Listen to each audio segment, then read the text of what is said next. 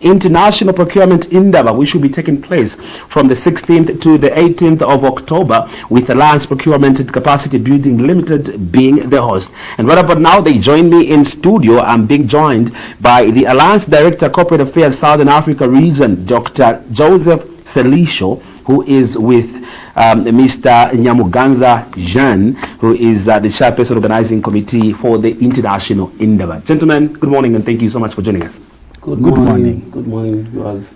Let me start by posing this question. Like I earlier alluded to in my opening, today Zambia expects the presentation of the 2026 national budget. If you were given a chance to present the budget before Parliament, which area would you allocate? Would you put at the center of much higher allocation?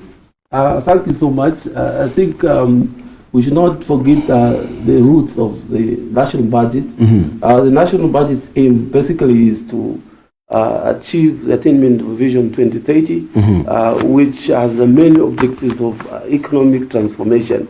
And the economic transformation aspect, as expected by Zambians, relates to job creations and permanent employment. So we expect that there must be big budget allocation to activities that will create job employment. For instance, the aspect of tourism, it's an area where the government can pump in money that will help young people to find employment. The mining activities is part of the economic transformation. The mining activities still remain a huge aspect of the Zambian economy in terms of economic transformation, and many more others. For instance, agriculture, because agriculture is an engine of value addition in manufacturing sector. So those are the expectations and Alliance Procurement Capacity Building we want to see, so that they add value to our national economic development and achieve the national development through the 8th National Development Plan. Amazing. Now, obviously, everything that I expected to be answered by the two of you has been catered for by Dr. Selisho, so I'll spare you that particular one, Dr. Jean. But I actually get to want to find out from you the International Procurement Indaba, which is slated for the 16th to the 18th of October. Tell us what inspired this particular creation. Yes, the International Indaba has not just come as an afterthought. Alliance Procurement was created on 6 November 2022, whose vision was to be a leading institution in training, consultants, research and development. And our vision was to provide services that act as a bridge on the government agenda to improve service delivery.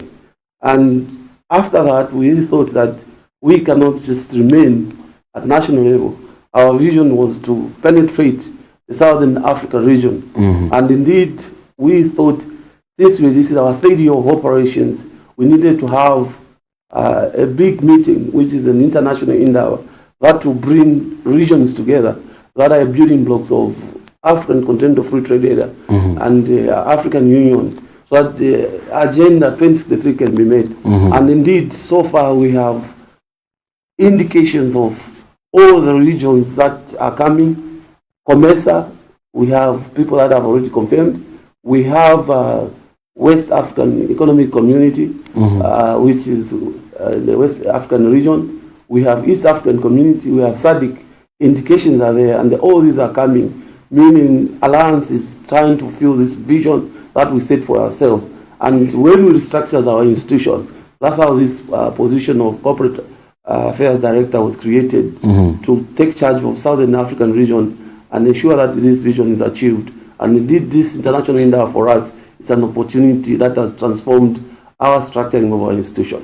Mr. Nyamuganza, on Zambia's procurement system, how has these workshops that you have been holding impacted, this particular system when it comes to Zambia procurement systems? How have the local workshops that you've been having been so very impactful? Thank you so very much, moderator, for that very important questions. But do allow me just a second to add one thought from what my colleague Dr. Sheriso have just alluded to on what motivated us to draft this concept of international Indaba. Actually, it is the word itself, Indaba, that what drove us. Basing on what we have been doing as an alliance, nationwide training in procurement and national financial management, the Indaba is an ancient African philosophy where a senior men, wise men in the land, it can be kingdom, village, or nationwide, so to say. So they could come together and table the issue affecting the nation or community or a kingdom, and the output of that wise men of the land, citizen truly expects answer to all the questions. So that was the real spirit out of that. Now, coming to the true question of what we have been doing, we have conducted number of training nationwide and in catering number of ministries, and specifically on the issue to do with procurement. As you may be aware, and a member of the public, government have rolled out e-procurement, and that's a seat under ZPPA. And it was rolled out such that every system which involved in procurement nationwide, being public and private, must utilize EGP system, of course through ZPPA. So based to what has been our experience training local, and knowing that our nation Zambia, it's a member of a number of blocks. We can talk about SADC, we can talk about COMESA, we can talk about the whole Africa. So it made sense for us to move beyond the local to international. So basically, that is the link. Based on what we have done on the local point of view, now we are moving to region. Yes. And also just quickly, before I move on to Dr. Sadisho, would you tell us what the theme or the focus for this year's Indaba is going to be? What are you focusing at?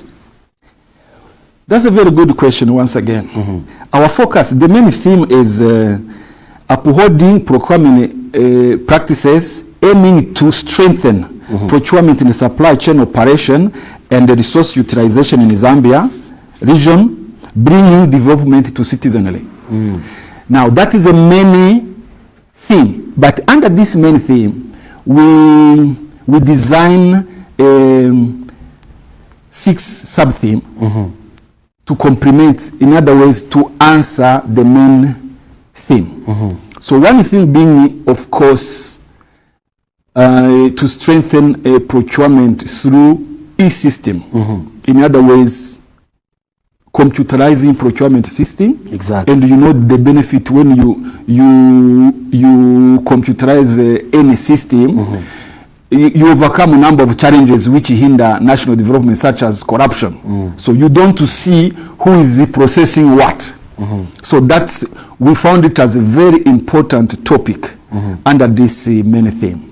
And another one was on the issue to do with supply chain, both in the local context and the regional context. As you may be aware, our leaders throughout Africa, they have signed an understanding of rolling out free trade. And you cannot talk about free trade without procurement. So no one can talk about procurement without supply chain. So that sub-theme becomes important as well. And the other is something to do with PPP, Public Procurement Partnership. That's another important sub-theme we have selected for this international Indaba. We all know that government by itself can't chart the the national development by itself. It needs the citizen. And they both, as a government, focus on the social factor of national development. On the other hand, others are looking on a capital issue. It's about money. Now, how do you blend social factor and the capital dimension for national development? So just to mention a few, those are other. And another key important actually is national development through constituency development. Most of the nation, not just Zambia, they have rolled out the dimension of engaging their people for their own national development. So that's the key. So you will be hearing from expertise from point of view of government of Zambia, Eswatini, Kenya, Tanzania, Botswana, Zimbabwe, and the other nation throughout Africa, those we have invited, to share the best practice on how to roll out community-based development. Exactly. Yes, sir. Now I'll take it to you, Dr. Selisho. Mr. Nyamuganza mentions that there's this high-ranking profiles that you've actually invited. I want to find out about audience participation. Is there a limit? What sort of what is your target audience and stakeholders or professional individuals that should actually get to attend this particular event? Is it just limited to certain groupings of people, or who should really attend? Thank you so much. Actually, the audience is quite huge. At national level, we have invited all ministries and quasi-institutions, legal firms, accounting firms, and individuals themselves that would want to benefit from issues to do with supply chain management, procurement, operations, and financial management.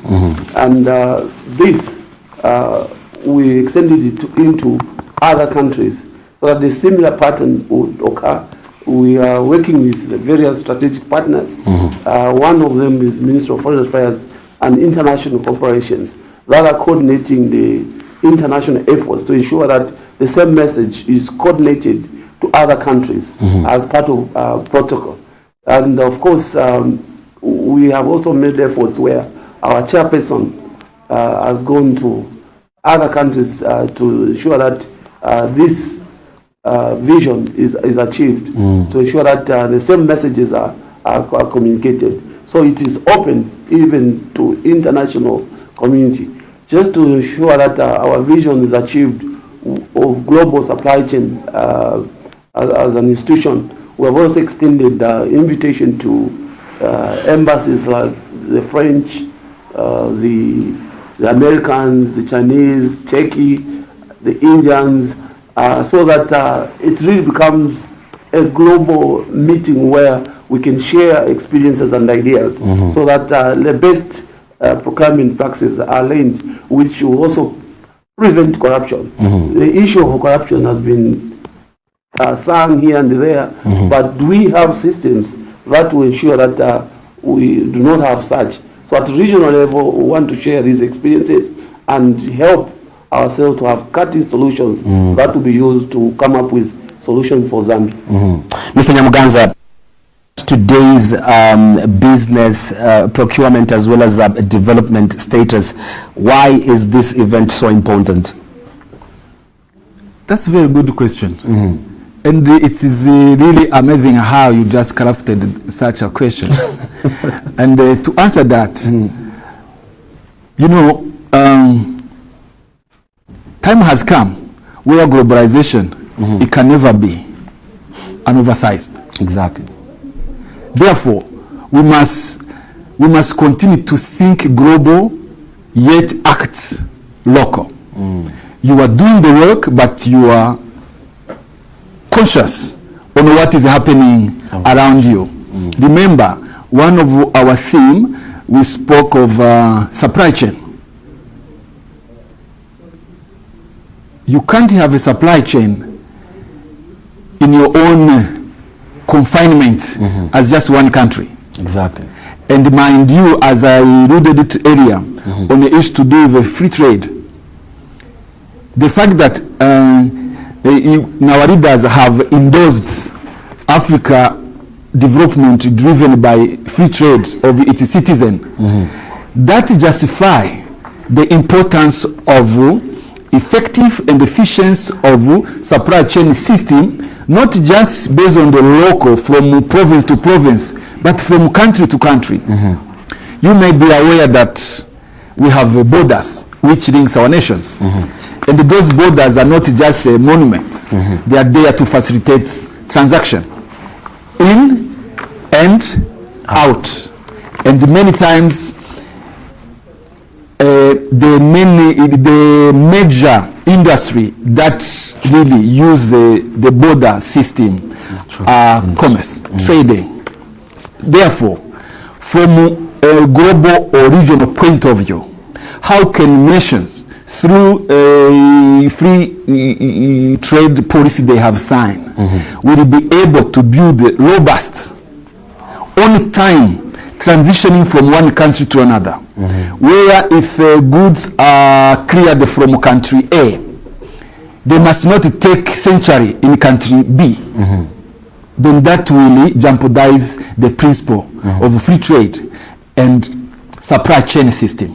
So mainly, we would like to hear from policymakers, both Zambia and the region, how they desire to build a robust operational system or policy that will facilitate that smooth supply chain within nations, so as they can achieve Africa free trade. Yes, sir. Amazing. Dr. Salisho, you have mentioned a few countries that you've extended your invitations to, understanding that this is an international event. Would you just also just take us through specific countries that, within the African region, Southern African region, that are going to be participating at this year's International Indaba? Thank you so much. Actually, we have a list of number of countries from the 4 regions that I mentioned earlier, like the East African Community. We have Kenya, Burundi, Rwanda, Tanzania, and Congo DRC, which is part of the East African Community. Then we have in the West African Community, we have Ghana, Nigeria. Those are the major ones that we have identified from there. In SADC region, we have Lesotho, Swaziland, South Africa, we have Botswana, Zimbabwe, and Zambia, of course, itself is part of COMESA and SADC. And then those that are also in the COMESA. Mind you, COMESA is housed here in Zambia. It's a powerhouse of more than 21 countries, and all those are expected to come. SADC has 14 countries also expected to come. The East African Community has got a number of countries that are also supposed to come. And with that, we supported it with the European countries and America, of course, on the other side of the Atlantic, to ensure that we buy into government concept of attracting foreign direct investment.